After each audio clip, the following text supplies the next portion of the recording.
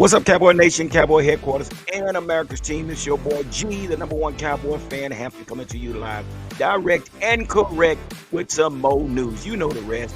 Mo news, M-O news, that who you can use. All right, what's going on this Saturday morning? How's everybody doing? All right, I hope everybody's doing great, man. I'm actually doing it. I'm doing great this Saturday morning. Didn't have to work, so hey. What better time to do a video than now? So before I get started on my weekend. So here we are.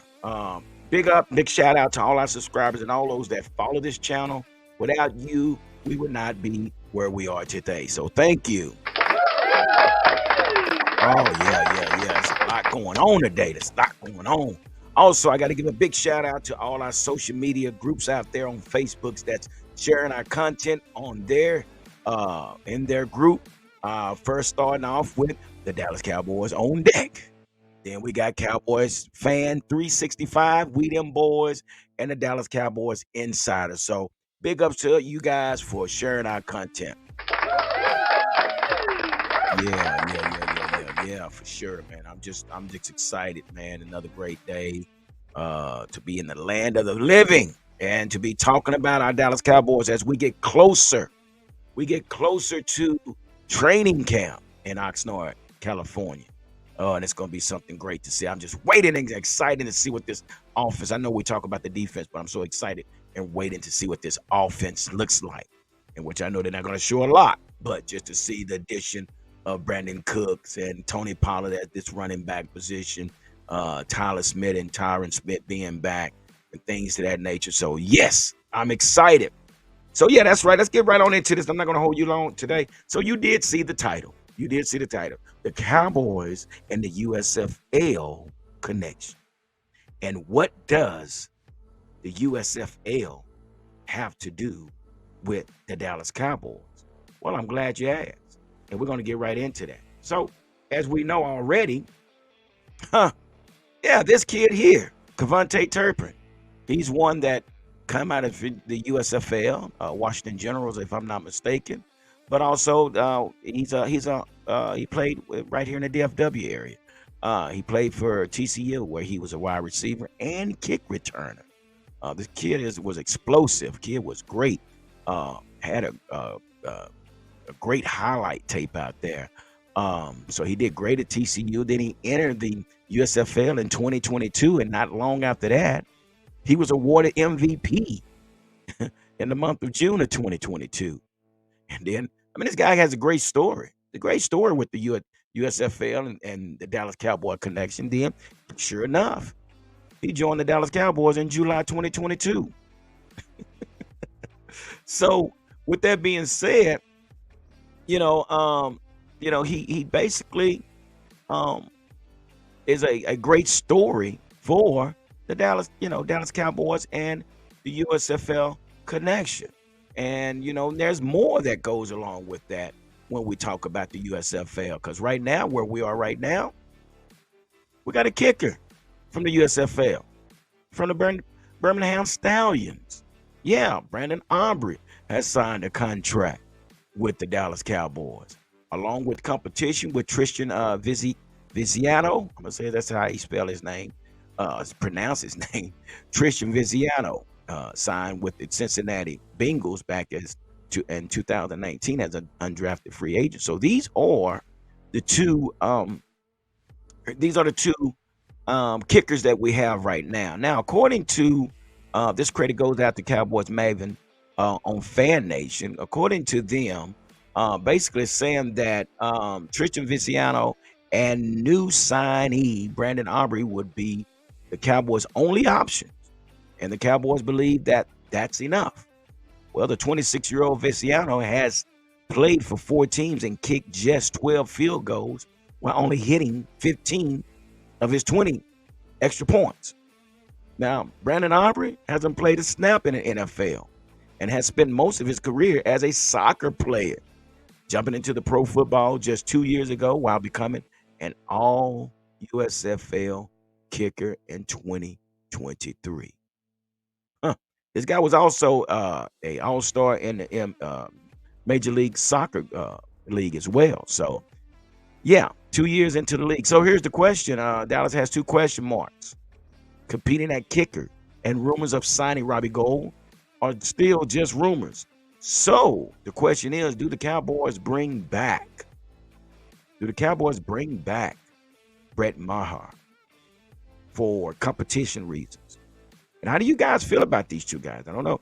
I saw this guy Brandon Aubrey, and Brandon Aubrey definitely is one that, um, he got a strong leg, and according to um, the reports out there, the sources that he's solid.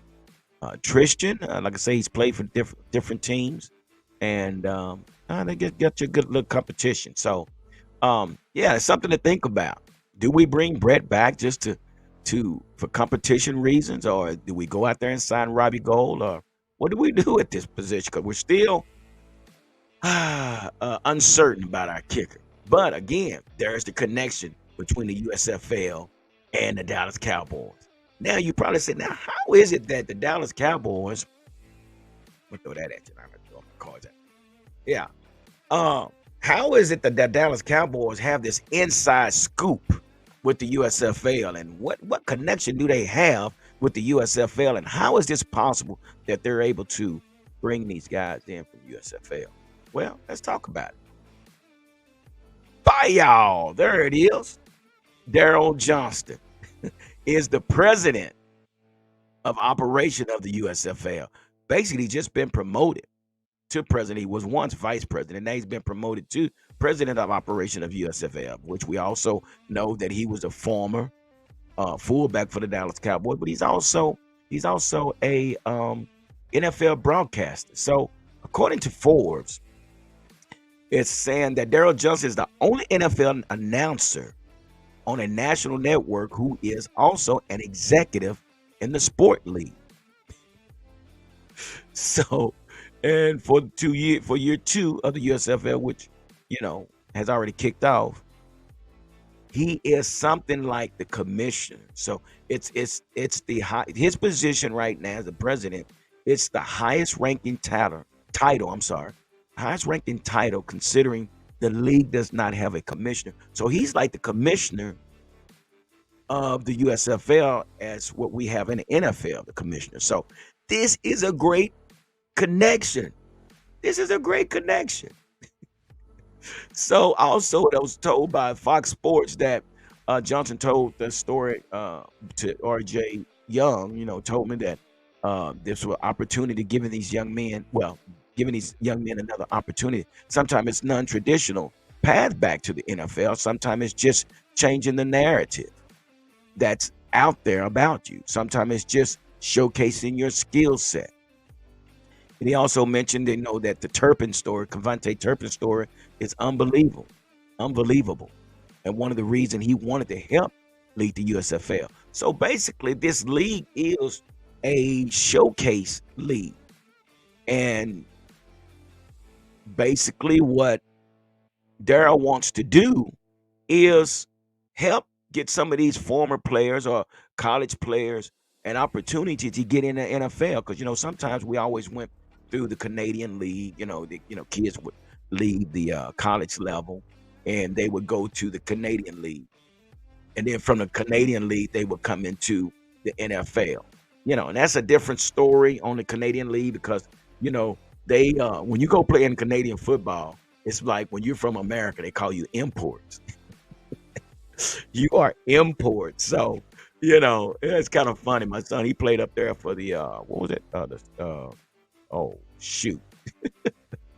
Was it no, it wasn't the Stallions. What was his name of the team? Yeah, I think it was the Stallions or something up there. Oh, shoot. Played something different. Anyway, so yeah. That's just different. That was one way to basically work your way back into the NFL. But now you have the USFL with Daryl Johnston, which is a former Dallas Cowboy player, which guess what? Is connecting right with Jerry Jones and Will McClain. Look, we got this kid, Cavonte Turpin, y'all might want to use. Sure enough, what happened?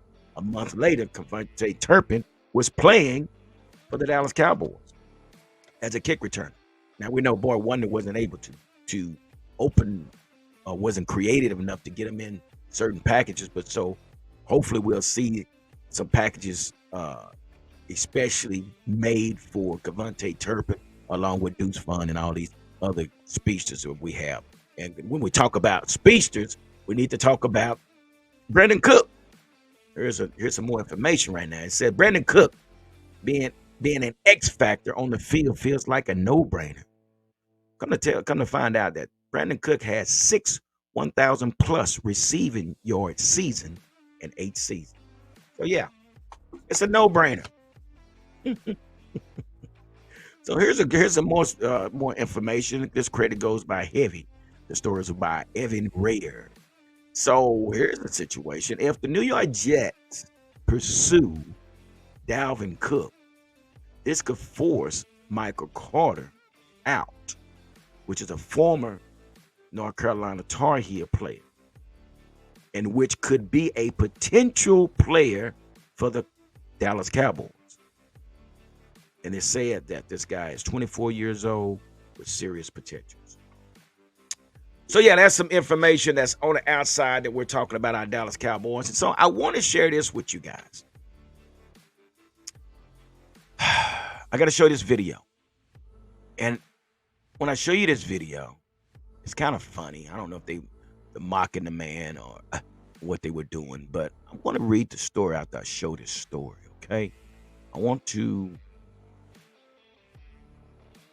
So check this out, and I'm going to give you a story about this right here. So, where is it at? Let's see if I can pull this up. Check this out.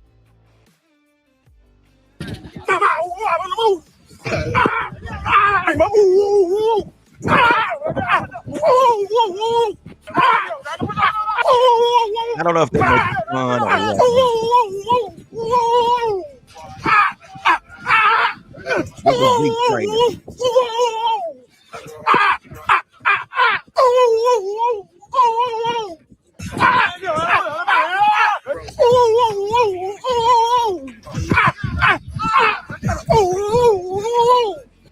Anyway.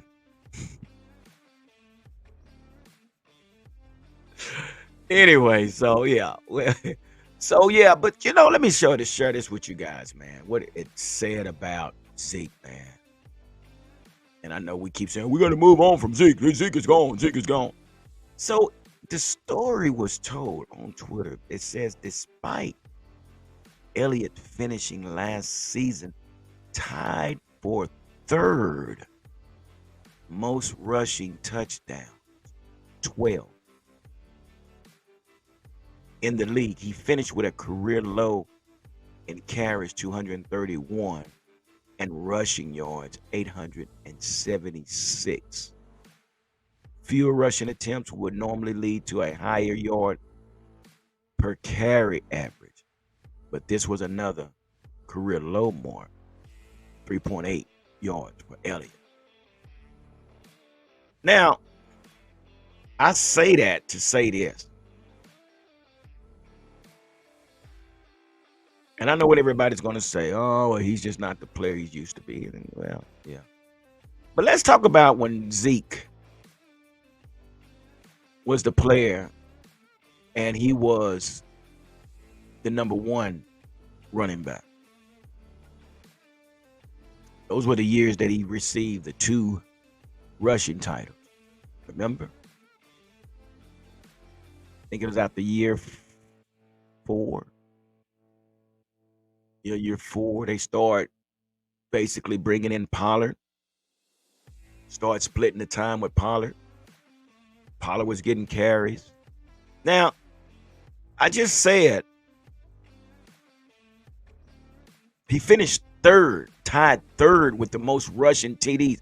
I don't know if that doesn't mean anything to you guys, but it means something to me. Third with 12 touchdowns. Now, to say that Boy Wonder wasn't a help to Zeke, because we know once the offensive coordinator was changed from Scott Linehan to Boy Wonder, yeah, this whole scheme changed. I'm a Zeke fan, just like I was an Emmett fan. But I'm just saying, here's some stats right here that I think is going unnoticed. Tied third with 12 touchdowns. Not, I mean, we're saying his production went down, but he tied third in touchdowns, 12. Yeah, he may not was breaking long runs and things. This guy finished third. Not we say his production went down. Well, his production will go down when you're splitting time. It's like NASCAR. You go into the pit every so often to have your tires changed and to fuel up, and you get right back in the race, so you can continue to be relevant and position yourself to win. So I'm saying this to say, when Zeke had to start splitting time with Tony Pollard, in and out, in and out, in and out, out and in, out and in and out, it's like start stopping, start stopping, start stopping.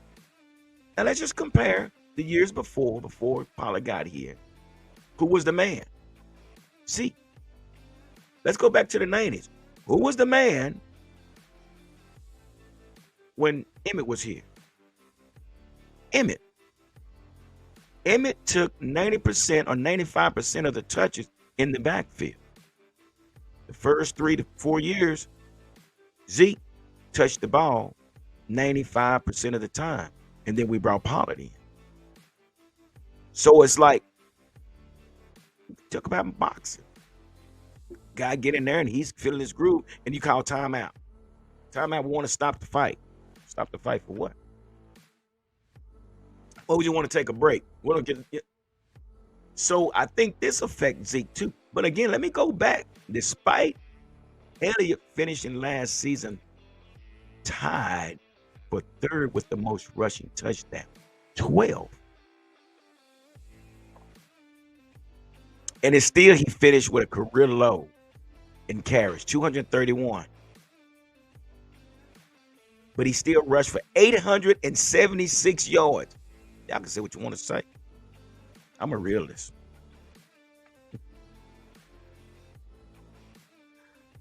So I just want to throw that out there, man, because, we're saying that he's washed up. He's not the runner he is, but he finished with 12.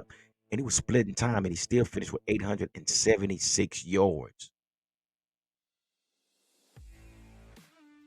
Damn near 1,000 yards, splitting time.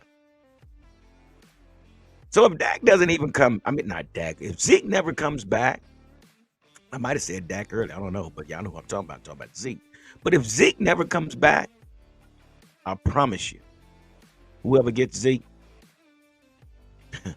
they're getting something. They're going to get something.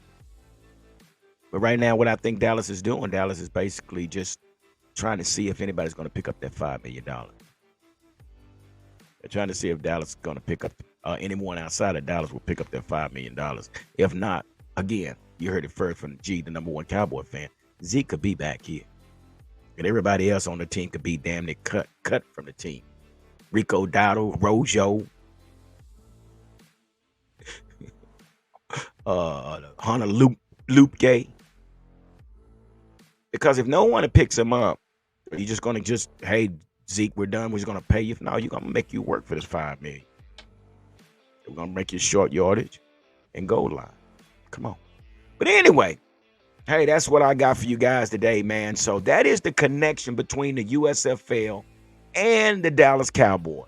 And it all starts with Daryl the Moose Johnson, a former running back for the Dallas Cowboys. So, yeah, we get first dibs on all these players. And I'm sure that Daryl Moose Johnson is tying in with Will McClay and some of those personnel individuals with the Dallas Cowboys. So, hey, something to think about. Hey, now, before I leave, if you notice, there is a QR scan right there in the upper corner right there, which is my right. Maybe you're right as well. That is a QR scan code for our thermals. Hey, look at there. There they are. We have 2 different thermals for your own convenience. Now, once again, like I said before, these things are proven. Ask 21 Armando 21. He said he's dropped his thermal about 15,000 times and it still works. And as far as me, I actually left mine in the my car when it was over 100 degrees. I thought I'd take a sip after I came back to my car just to see. And guess what? My beverage was still cold. So if you would like to have your own personal thermal, scan the QR code up top. There is an email. And what you do, you email Miss Arnisha and let her know what you want, how many you want, and she will contact you and she'll make the arrangement and get your own Cowboys huddle thermal to you. So here we are. We're at the end of the show. I just wanted to say thank you guys again for being a part of the channel, rocking with us, the Cowboy Huddle, where we come together in the huddle and talk Cowboy talk. And now you know the connection between the Dallas Cowboys and the USFL. So I'm going to go on and move around. I got things to do, places to go, and people to see. But again, like I always say, be safe and stay blessed. And like I say, don't nothing come to a sleeper but a dream. So let's make it happen, Dallas Cowboys. Deuces.